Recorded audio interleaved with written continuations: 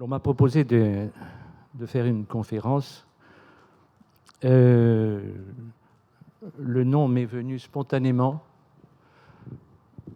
après un peu de réflexion, et j'ai pensé que l'émergence des poètes pourrait être un titre à la fois surprenant et de nature à nous interroger. Tout d'abord, je tiens à remercier chaleureusement le président du Salon d'automne, M. Denis Legrand, ici présent.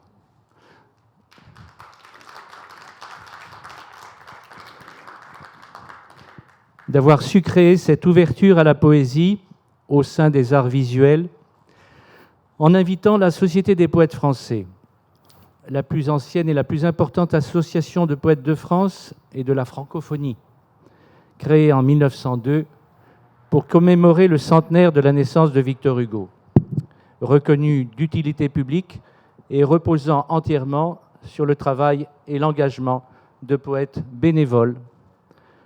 La SPF a son siège au cœur du quartier latin, tout proche de l'Odéon, au 16 rue Monsieur-le-Prince. Mais elle est aussi présente en région et dans le monde, à travers environ 70 délégations qui créent sans cesse de nouveaux liens d'amitié et diffuse notamment son concours international destiné à la jeunesse.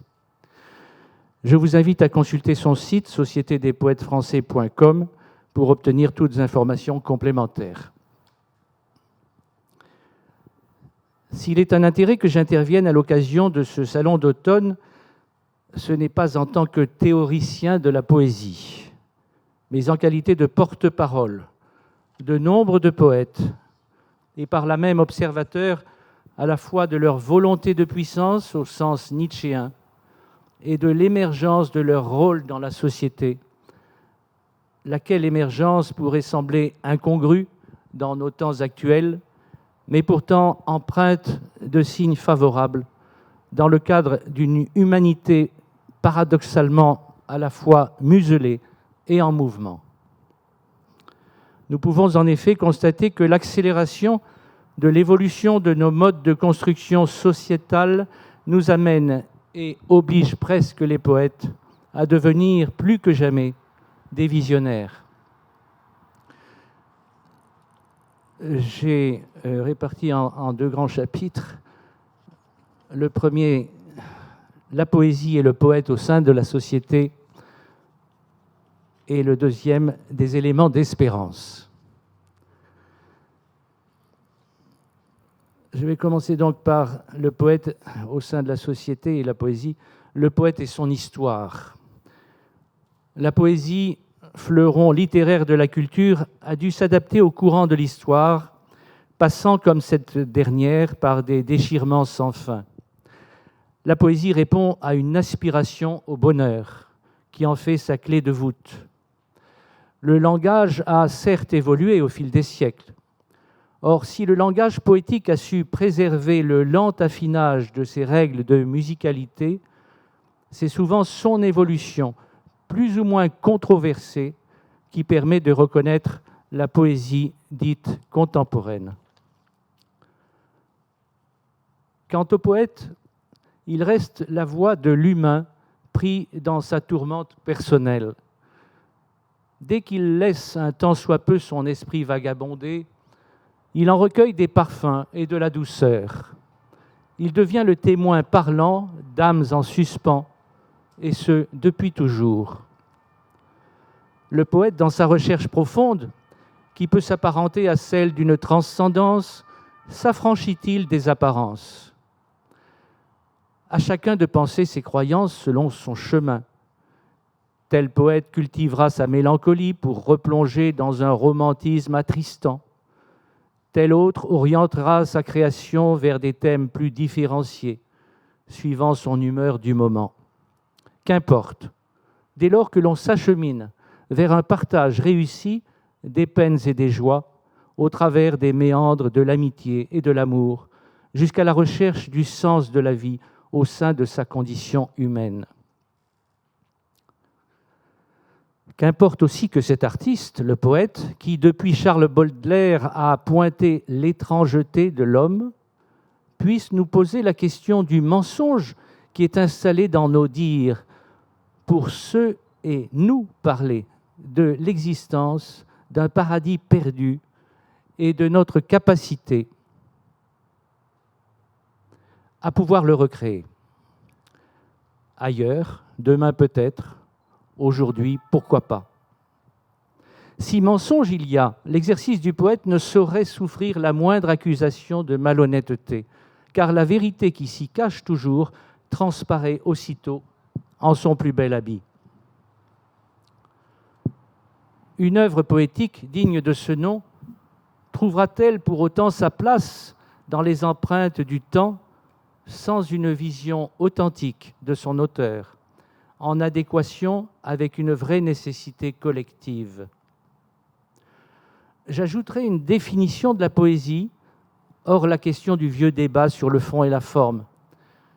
Cette définition vient de mon ami René Lebars, notre ami, qui l'a rédigée spontanément au milieu d'une phrase lors de nos échanges épistolaires.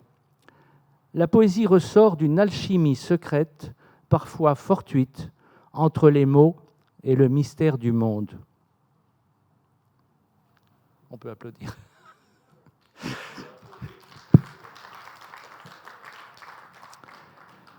Une chose semble certaine, le poète répond au désir de composer son propre chant, qui découle consciemment ou non de sa propre histoire. Le poète tente d'exprimer une vision jaillie du plus profond méandre.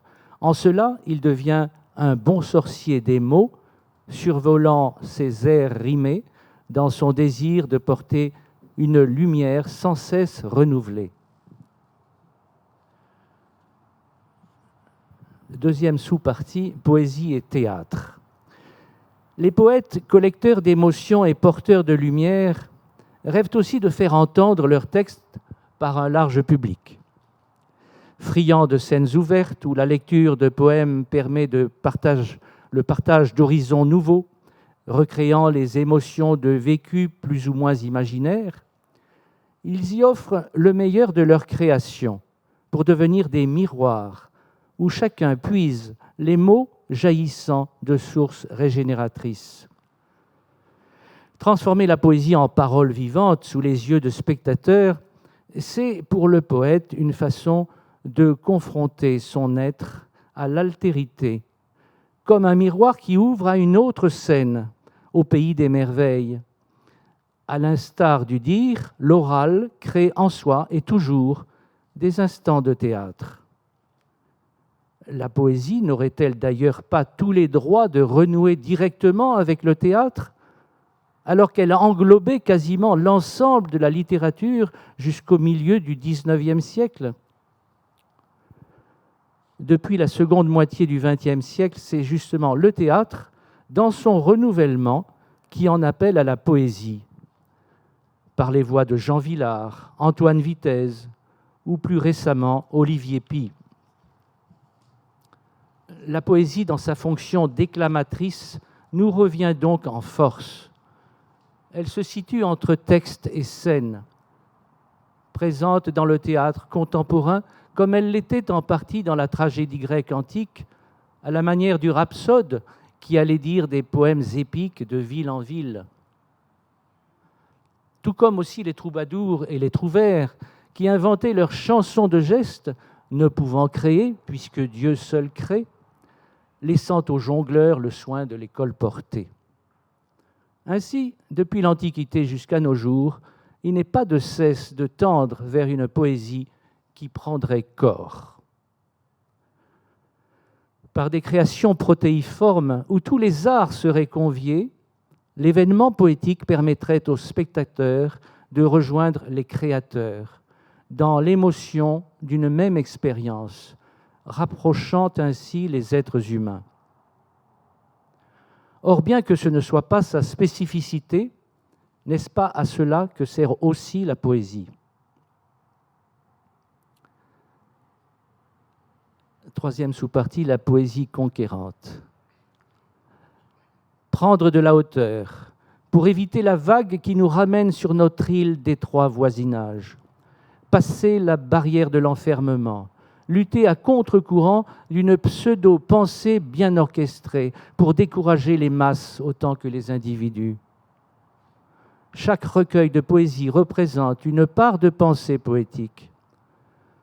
Son auteur a le devoir de l'accompagner pour que le fruit de son travail ne reste pas lettre morte. Il doit porter son recueil bien au-delà de son cercle habituel pour qu'il atteigne de nouvelles terres. D'autres poètes viendront à sa rencontre. Ainsi se tissera le lien du langage poétique, capable de devenir audible au plus grand nombre. Les poètes font appel à leurs forces intérieures pour rendre à l'homme sa véritable dignité. Villon, Hugo, Baudelaire et bien d'autres encore nous parlent de la condition humaine et par là du monde dans lequel l'humanité est placée.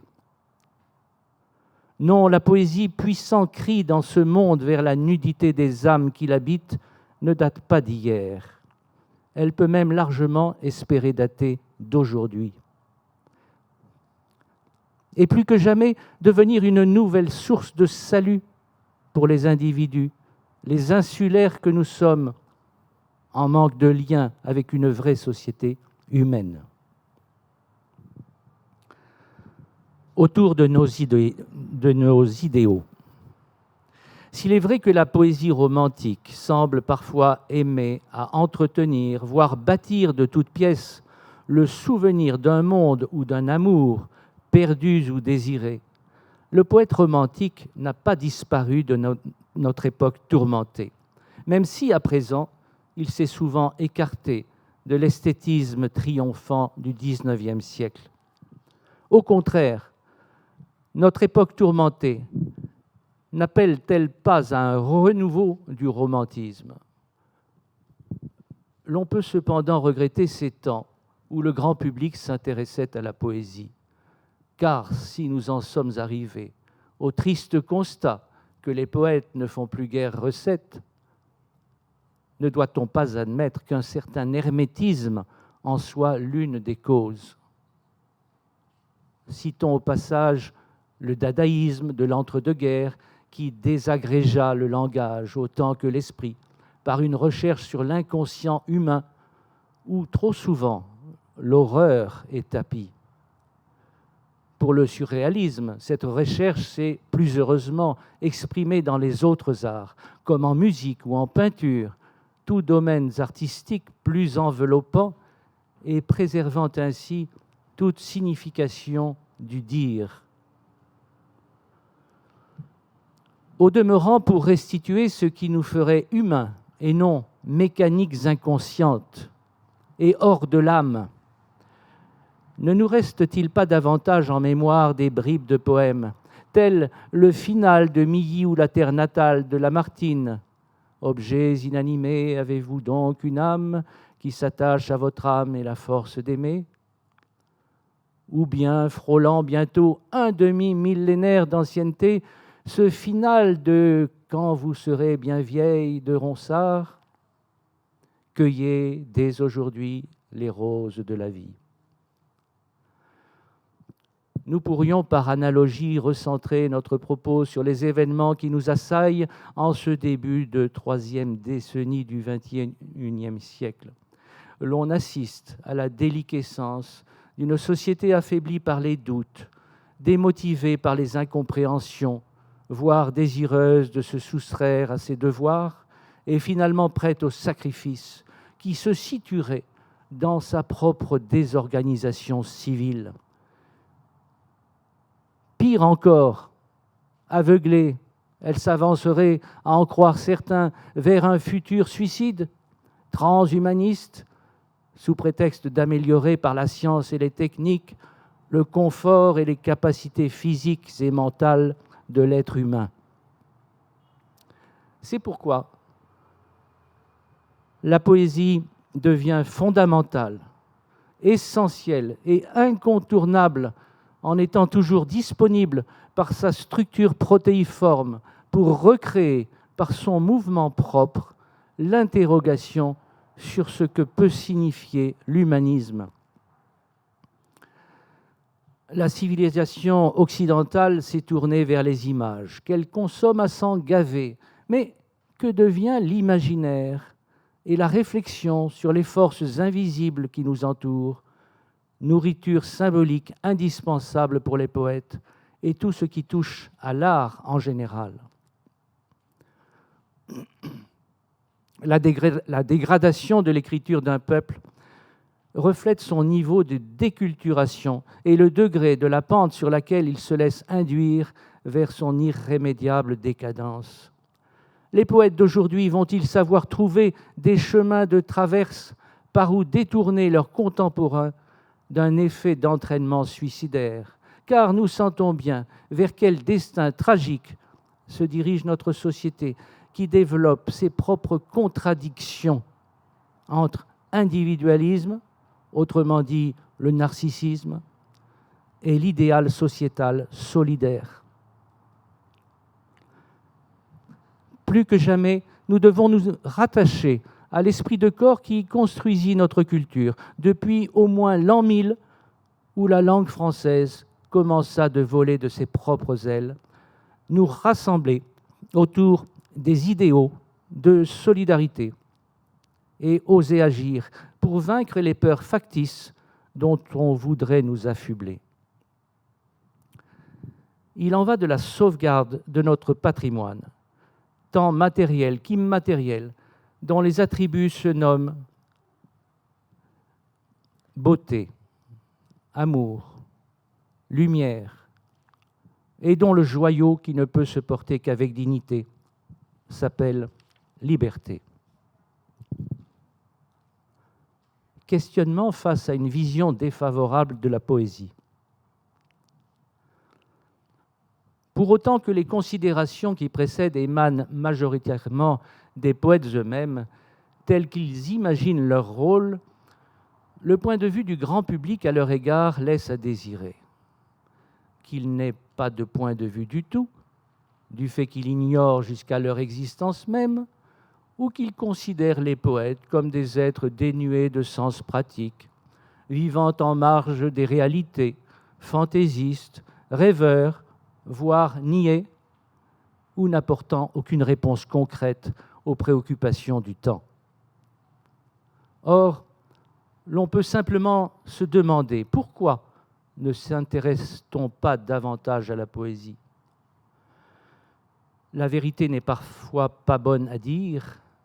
Rappelons-nous Guy Béart, le poète a dit la vérité, il doit être exécuté. Pour cette catégorie de public, il ne reste qu'à espérer qu'un jour viendra où la poésie pourra jaillir devant ses yeux et qu'à ce moment-là, il sera plus réceptif. D'où le travail du poète contemporain d'avoir à toujours trouver le souffle qui l'amènera à dépoussiérer les questions essentielles que se posent les humains sur leurs conditions au sein de notre univers. Qui a dit que la culture était non essentielle? Il est à remarquer l'attitude de certains gouvernements de considérer la culture comme non essentielle, alors que de confinement de populations entières, les personnes ne retrouvent un peu de leur joie de vivre qu'en ayant accès aux arts par des moyens virtuels. Par exemple, le cinéma, dont on dit qu'il pourrait se voir menacé par les nouveaux procédés de visualisation de films, séries ou reportages, s'avère un pôle important d'attraction pour le grand public. De même, le théâtre vivant a survécu depuis des milliers d'années et reste un élément fort d'échange direct d'émotions. Or, la poésie est partout présente. Mais au-delà d'un apport discutable du panem et circenses et même de la fête qui trouverait mieux sa fonction dans l'aération d'une vie de questionnement profond, plutôt qu'un recours systématique dans l'élation, symptomatique d'une société qui aborde l'insoutenable, l'apport de la poésie est plus essentiel encore et évoque un questionnement qui relève du spirituel. Spirituel controversé, peu après le moment où Michel Foucault a dégagé son concept sociétal d'immunité, alors que nous contemplons l'émergence si rapide de la biopolitique des corps. L'on assiste ainsi aux mutations des référentiels du pouvoir politique. Non seulement le contrôle des corps, c'est-à-dire quelque peu les comportements des citoyens, mais aussi désormais sur ce qui risque de se définir sur des items de la qualité de vie de populations entières. Ainsi, ce problème profond d'éthique nous est-il posé dans un futur déjà présent? L'on peut dès lors comprendre que les rassemblements de poètes, tels que nous les concevons, pour affirmer la beauté et le respect de la nature, les grâces de l'amour et, entre autres, la dignité de l'homme en son droit à la liberté, font figure d'actes de résistance.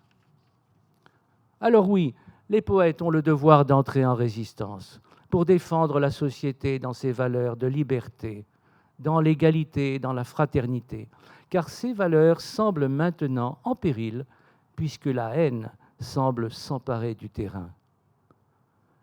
Seule pratiquement la poésie, qui était essentielle à la vie humaine, se retrouve maintenant à pouvoir garantir la dignité de tous les humains. Et j'en viens à une deuxième partie. Des éléments d'espérance. Une implication sincère en poésie. Le poète s'empare de l'instant pour tenter de le rendre éternel. Il exprime la verticalité du vécu de ce qui l'entoure. En témoin visionnaire, il montre ce que les autres, dans leur chemin propre, n'ont pas pu voir et leur offre la chance de ressentir une émotion restituée, mais épurée de ce qui en cachait l'intensité, voire la beauté. Son rôle ne se limite cependant pas à l'écrit. Il se doit de s'ouvrir sur le sort de ses contemporains, de prendre sur lui une part de leur souffrance, comme de récolter une part de leur joie, et d'une certaine façon, d'ainsi se mêler à la foule. Il ne se cantonne pas dans sa tour d'ivoire coupée du monde, à l'instar de Villon, Toulouse-Lautrec, Verlaine et tous ceux qui ont traîné leur guêtre dans tous les méandres les plus indésirables ou bannis de la société des bien-pensants.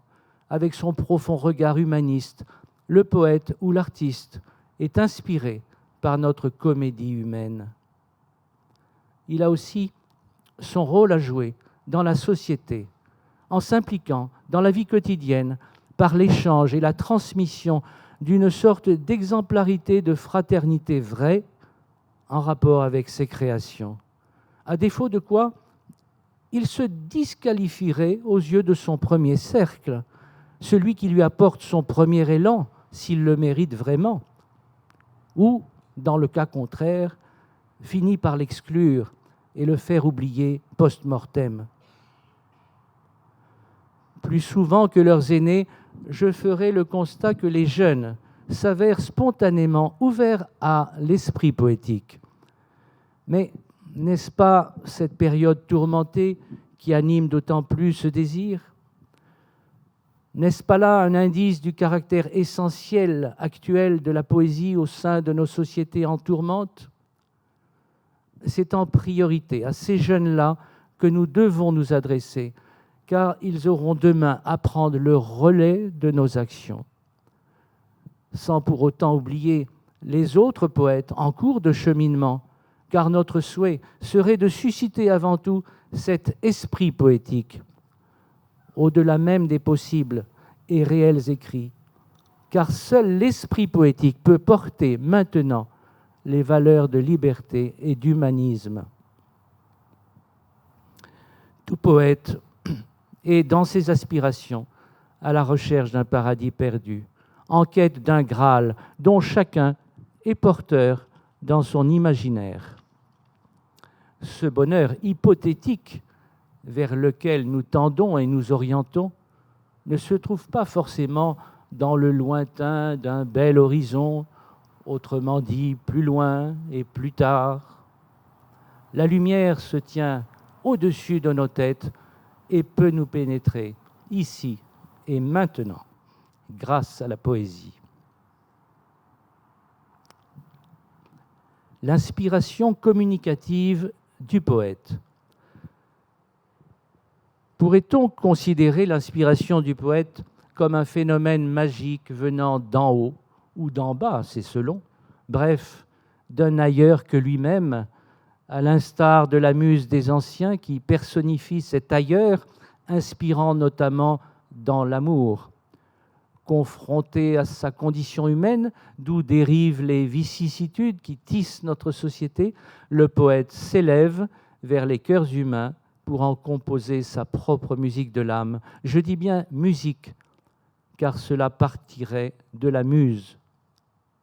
D'autres sources d'inspiration, plus triviales, viennent cependant enrichir l'imaginaire du poète en conditions d'écriture.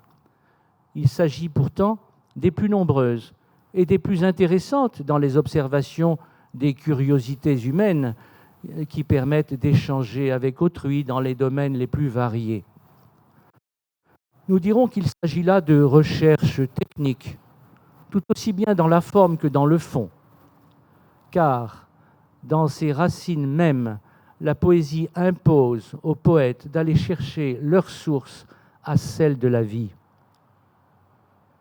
Certes, l'événement exceptionnel d'un jour peut conduire à l'unité d'un sujet dont s'emparent nombre d'auteurs. Or, pour peu qu'ils s'en distancient, les poètes les plus distingués tireront leur épingle du jeu.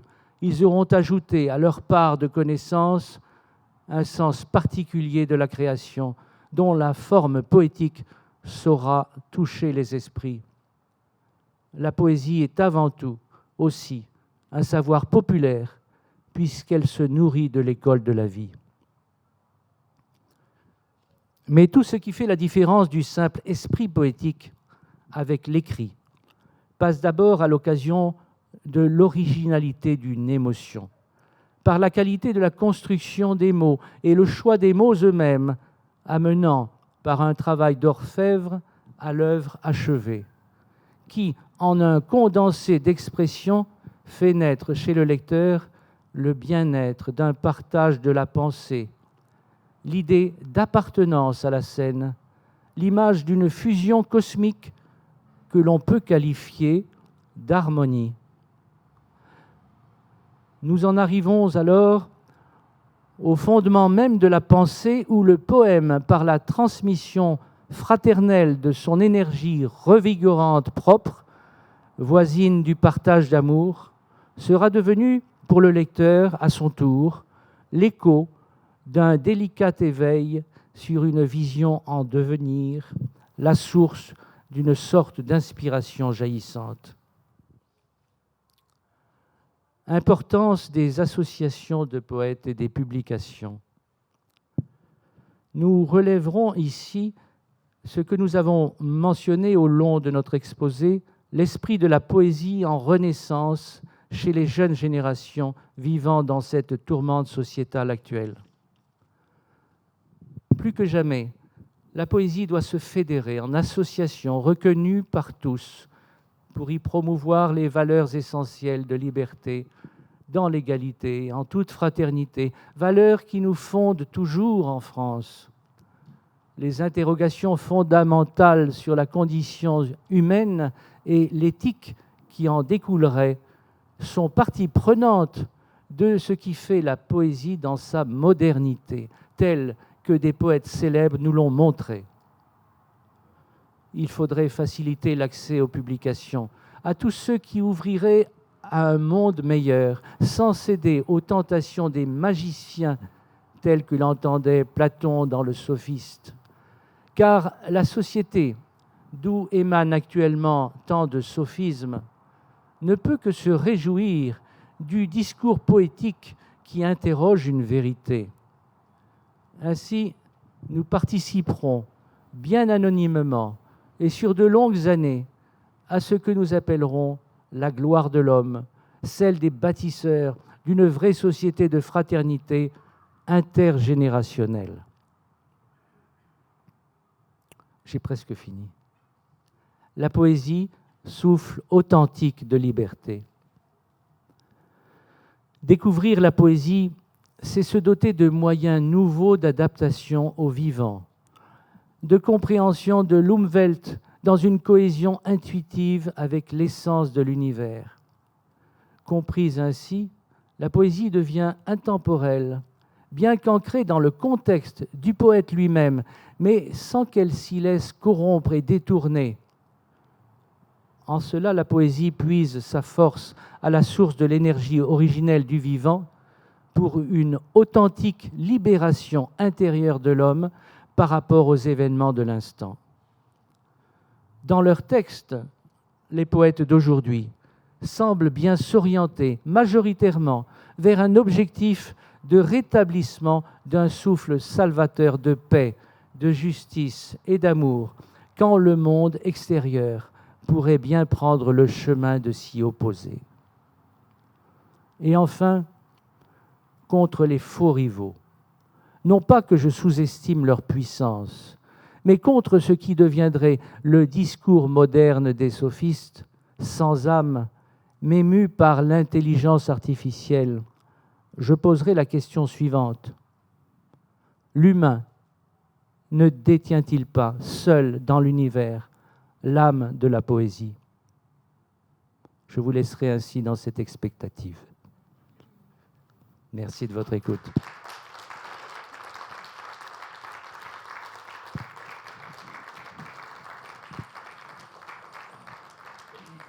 À cette communication dont le contenu principal est dit, je voudrais ajouter quelques précisions et points d'observation. Excusez-moi, pas pour longtemps. D'abord, vous précisez que cette conférence avait été donnée une première fois à la Sorbonne dans le cadre d'une journée d'études internationales ayant pour titre « Le poète au XXIe siècle, Nouveau monde, nouvelle mode » qui s'est tenue le samedi 13 février 2021 à l'instigation notamment des professeurs de littérature française et comparée Giovanni Dottoli de l'Université de Bari et Bernard Franco de l'Université de Paris-Sorbonne. Ensuite, faire observer que le titre « L'émergence des poètes » m'est venu spontanément comme me serait venu le point de départ d'un poème en d'autres circonstances. Or, indépendamment de ce que je viens de vous exposer, parfois de façon subjective, mais le plus largement à partir de phénomènes factuels constatés au cours d'une quarantaine d'années passées dans la confrontation intellectuelle entre les poètes contemporains et la société, jusqu'à l'aube des années 20 du XXIe siècle, il me semble intéressant d'apporter les points d'observation suivants. Quoi que vous pensiez de l'intérêt de mon propos et de la manière de l'avoir construit, je souhaite faire remarquer à notre aimable assistance que je remercie de sa présence, que le sujet a su réunir un public attentif. Et je serais désolé de l'avoir déçu. Mais au-delà de cela, le fait qu'un sujet pareil ait suscité l'attente de certaines révélations de nature à interférer dans la marche de notre monde actuel suffit à démontrer que nous tous rassemblés ici autour de ce sujet réclament une vraie nécessité, marque la date importante du départ d'un nouveau mouvement espéré et pressenti comme tout proche, partant du Salon d'automne à Paris, centré sur les arts, où la poésie fait son entrée de façon physique à travers nous, et que ce moment de partage intense, grâce à elle, la poésie, apporte un grand espoir de renaissance face à un matérialisme envahissant. Il nous appartient maintenant de transformer l'essai, et je vous invite pour ce faire à nous rassembler plus que jamais autour des poètes porteurs d'une lumière régénérée, pour défendre notre humanité. Je n'entends pas par ce mot le monde entier, l'humanité de l'homme individu, qui doit pouvoir se lever quand sa dignité et celle de ses semblables se trouvent menacées ou compromises. Et que chacun d'entre nous puisse relater l'événement en pouvant dire « j'y étais ». Je vous remercie infiniment de votre écoute.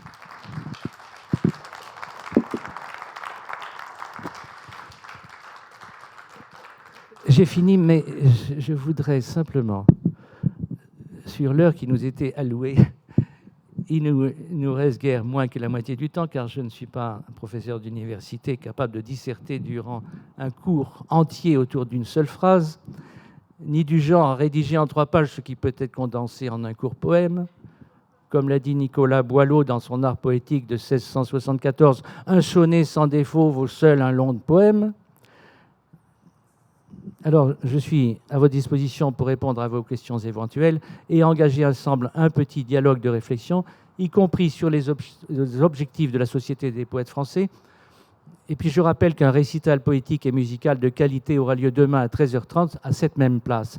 Et je voudrais, c'est la surprise du jour, passer la parole à notre ami Emmanuel Kriva-Ionescu, à 13h, pardon, le récital poétique et musical, donc au violoncelle magnifique, demain à 13h à cette même place. Et je voudrais passer la parole au célèbre Emmanuel Kriva-Ionescu,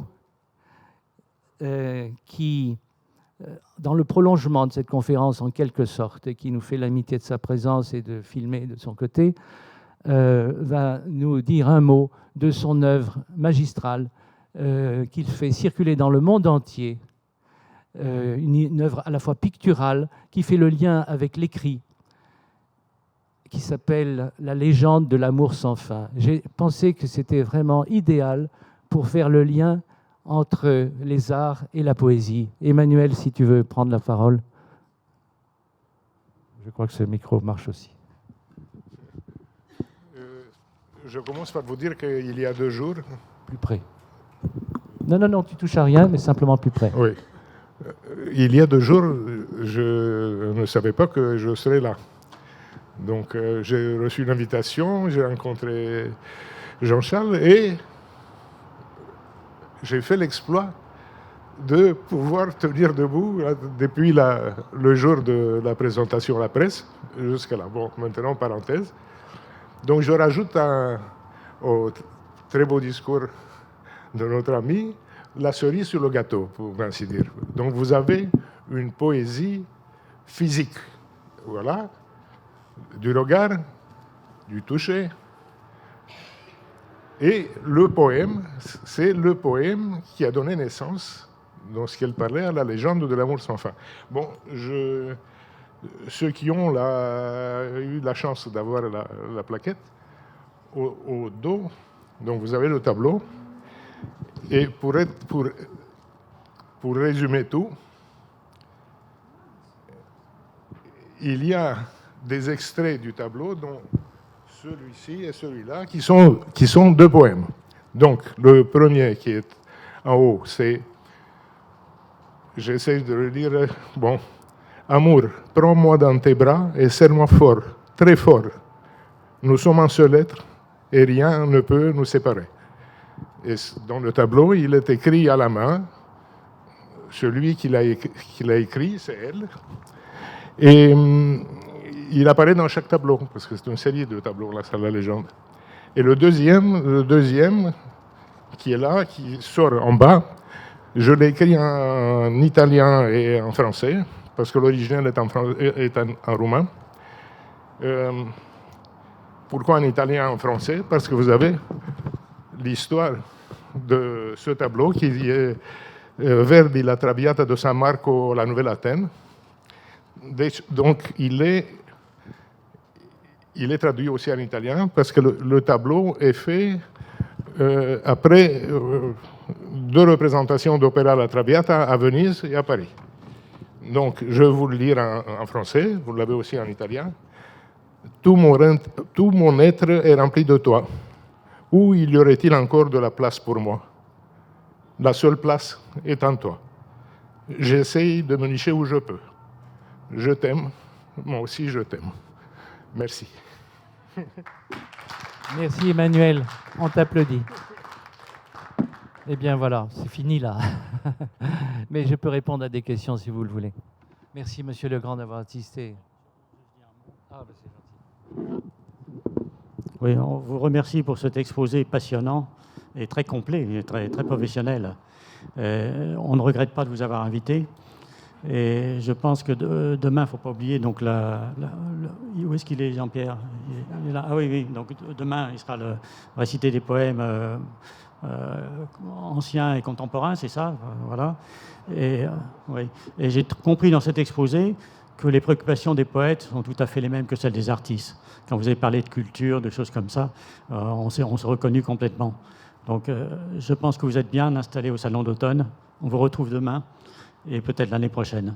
Voilà. Merci, M. Legrand. Merci à vous tous. C'est magnifique, ce partage.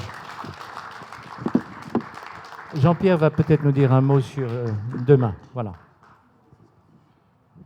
Oui, bonsoir. Donc, juste un petit mot pour demain. Nous allons tenter quelque chose que nous n'avons jamais fait. Nicole et moi-même, nous allons dire et lire des poèmes anciens de la poésie française connue. Vous retrouverez Béroul du Moyen-Âge, Villon, Nerval, Baudelaire, et on terminera avec Prévert, Éluard. Mais on lira aussi quelques-uns des poètes de la Société des poètes français.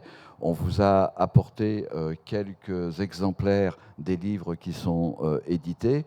Mais tout ça, on sait le faire. Ce qui est très nouveau pour demain, et c'est pourquoi je vous incite à venir, c'est que nous avons la chance immense d'être accompagnés par une professionnelle, Marie-Claude Bantigny, violoncelliste, et qui, fort gentiment, dans sa disponibilité et son talent, va accompagner la poésie. Pensez bien qu'on a répété, hein, on a un trac épouvantable, mais on va essayer de vous faire quelque chose d'assez joli, on espère, en 40 minutes, 42 minutes à peu près. Voilà, rendez-vous demain pour la poésie. Voilà.